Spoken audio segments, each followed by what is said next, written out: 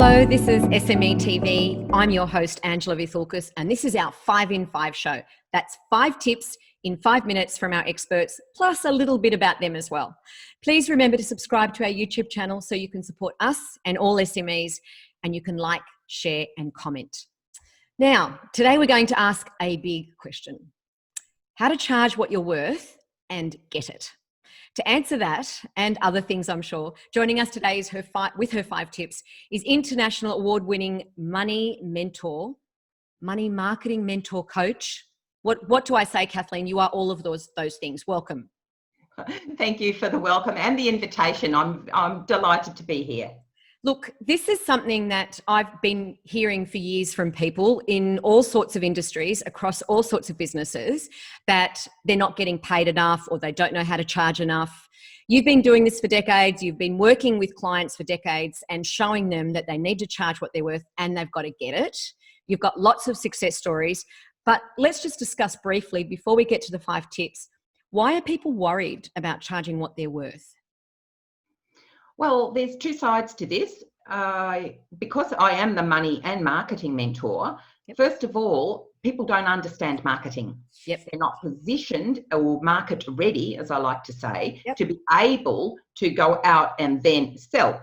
And then when they're selling, it's their whole self-esteem, their self-worth about the value they deliver to their clients. And they second guess themselves, or that little monkey chatter going on, oh, I'm not good enough, so-and-so's got more letters after their name, they've been doing it longer than I have, blah, blah, blah. Whatever we tell ourselves. And if we're not saying it out loud, we're thinking it.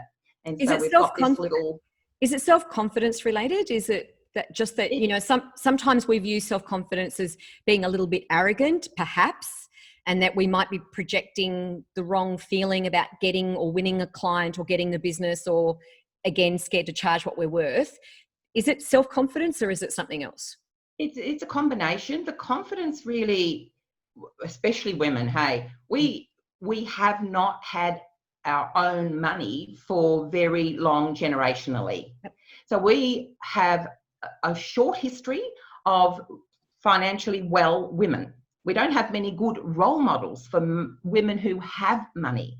So we've got a subconscious level going on that we've inherited. You know, go back to your mum and dad and back that generation, and not too far back, women weren't allowed to work.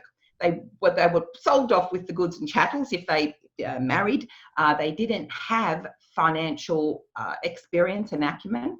So it's only been a short period of time. So it's in that subconscious, all those learned behaviours that a little 5-year-old girl running around in our business, running the show.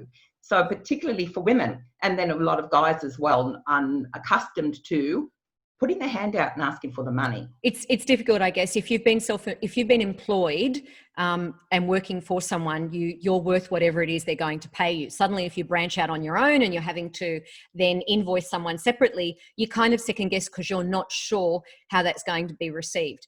But you've got some answers for this. You've got 5 tips. You've got 5 tips. You've got 5 minutes to give us the tips on how to charge what you're worth and get it. So we're going to start with tip 1. Get pole position.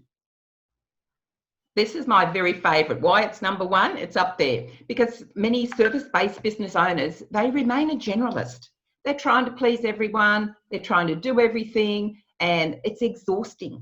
Absolutely. It's difficult then to target, using marketing terms, to target your marketing message to the right people. You're not saying the right things to the right people to attract the clients you most want to work with. So you basically just out there in the marketplace amongst everybody else. Too broad, and you're drowning in everyone else's noise. Yeah. So my tip here is position yourself as the expert in your field and become known as the go-to person for the problem that you solve. You better have a problem to solve, or so nobody needs you. And it's the problem as the client is experiencing it. So understand that and create your services around solving their problem. And guess what? Experts get to charge higher fees. They get to charge and get what they're worth, right? They get charged what they're worth. Okay, tip number 2. Don't limit your time. Well, here it is. A lot of people, because they have been in a consulting capacity or they're just fishing around basically, and then people say, and how much do you charge? And that's usually related to an hourly rate, or, you know, we've got it from the professional industry about turning on the meter and charging by the time. I don't want to buy anybody's time. I want to buy a solution. So if you're charging by the session, by the hour, whichever way, if it's around time, you need to stop that. Charging for your time, it also sets you up to be shopped around. How much do you charge? Boom. How much do you charge? It's a comparison. It's too easy a comparison rate, isn't it? Absolutely. And there's no comparison if you have designed your processes around a particular solution to a problem for a group of people and it's your system. You can't be shopped around because it's yours. It's unique. So what's the tip? The tip, okay. Stop trading your time for money and package and price your services instead. You know, with features and benefits that are not based only around the time that it takes to deliver them. And you say have a good option, have a great option, and have an even better option. Or good, better, best. That's good, it. Best, some different levels of what you're inviting people to buy into. It's a good recipe. I liked that. Those three ingredients for a good recipe. Tip number 3, create your niche. So this goes back to being the generalist. And if you are really trying to serve everybody, you're constantly making up solutions for their problem, instead of, as we've said, being the specialist then, and then choosing your niche. I like to think of it inch wide, mile deep. So there's plenty of them in the pipeline. You don't want it so narrow there's you and me. We'll run out of how much we could do. So that's the thing. We do need to have that. So that is my tip. Just choose a viable niche where there are plenty of people in that niche, inch wide, mile deep, and mine them. Right. Tip number 4, clients love options. They do. We all do. We love choice. Not too many and we can't make up our mind. Don't confuse the customer, right? Don't confuse the customer.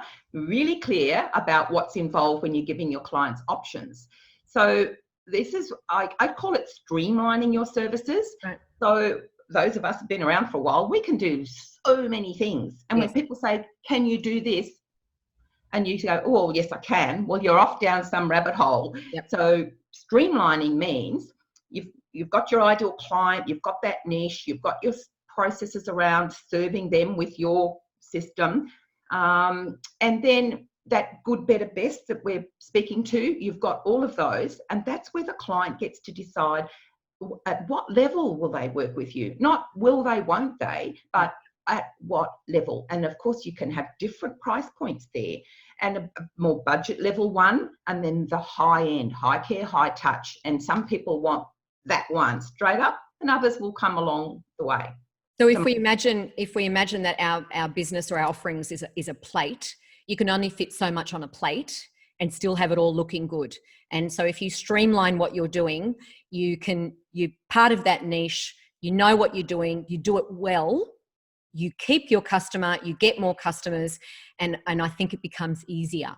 Oh, I think the better it gets, the better it gets. Then you get those success stories from your clients, you get the testimonials, which are important in your marketing, right. And you become more and more the specialist in that thing. Guess what? You can raise your fees. So my tip here is to give people options to engage with you according to their time and budget, and you will get more yeses. All right. Now, tip number 5, it's our last tip, but this is my favorite. This is my greatest lesson to learn. Tip number 5, you're important. You're it. Yep. If you are delivering your services, and we do have to turn up and deliver, that's another aspect of this, you need to slay your money dragons.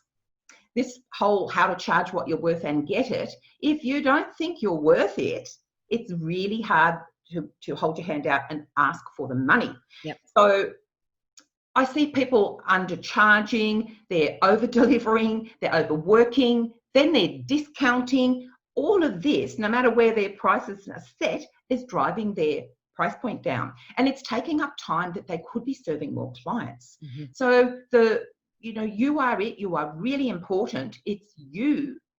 Your clients are going to invest through you. You are just that conduit to get them on their way. So you are important in that context, but you are so valuable. You never know the difference that you're going to make in your clients. But if you don't get into action, get those clients, they're out there waiting for you, then you're wasting your talent and your opportunity to create a great income, charge what you're worth. So you need to get a money makeover. If that's an issue for you, if you're doing any of those habits around there. So my tip here is work on your money mindset. Really find out, uncover the negative beliefs you hold about money, because that's what will be happening. There'll be something going on there. And then that you are not, they're not serving you. You know they're not serving you. You need to uncover them, become aware, and then put in some strategies around creating better beliefs and, really nourishing that relationship that you have with money. So that's the only way you're going to be able to start charging what you're worth and get it. Right. So just to tie that in, and why I loved tip number 5 is, and to focus on the fact that you're important, the person who is providing that service to build your business, to have growth. In order for you to meet all of those things that you need to do, you need to acknowledge how important you are in the whole process of looking after your client, so that they do too, right? If you don't value yourself, how do you expect your clients to value you in return? Self-worth. Self-worth. That's it. That's your 5 amazing tips again today, how to charge what you're worth and get it. Thank you very much for joining us today, Kathleen. We've loved talking to you and getting those tips. To our viewers and our listeners out there, please remember to subscribe to our YouTube channel so you can support us and all SMEs, and you can share, like, and comment. A huge shout out, as usual, to the SMEA Association for making SME TV and podcast channel, having us here and believing in us and making it worthwhile. I'll get my tongue around that in a moment. And of course, if you've got any top tips for us and you'd like to share them, you can reach us at news@smea.org.au. Kathleen Ann, power up your marketing. We'll talk to you again soon. Thank you. Thanks. Bye. Bye.